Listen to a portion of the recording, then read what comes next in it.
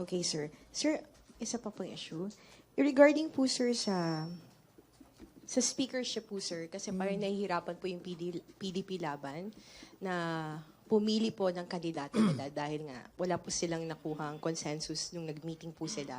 And they need the decision of President Duterte kung sino po ang pipiliin niya doon sa mga kandidato ng PDP-Laban. The president will not interfere. So hindi na po magbabago yung desisyon ng Pangulo. He will not endorse anyone from He PDP-Laban. never endorsed. Alright. Di ba?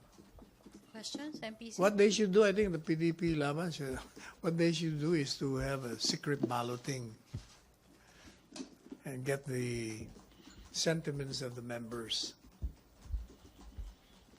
Who gets the highest, o di yan ang magiging manok nila.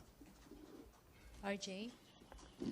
Sir, the President also said Well, that last... reminds me, RJ, I just saw your, anong tawag doon, yung Facebook account ba o yung account mo sa ano? Ang ganda ng sombrero mo ah. Hindi kita nakilala eh. Profile picture mo, iba. Anyway, sir, the President said last night that he Iba wants... dating RJ, nagulat ako ah.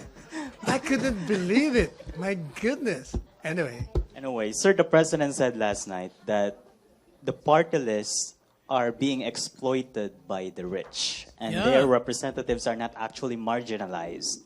So what does he want? Does he want these party lists abolished? Baka papunta ron kung ganyan ang sentimento niya. Or baka gusto niya na yung nagre-represent coming from that sector. So in what way can he do that?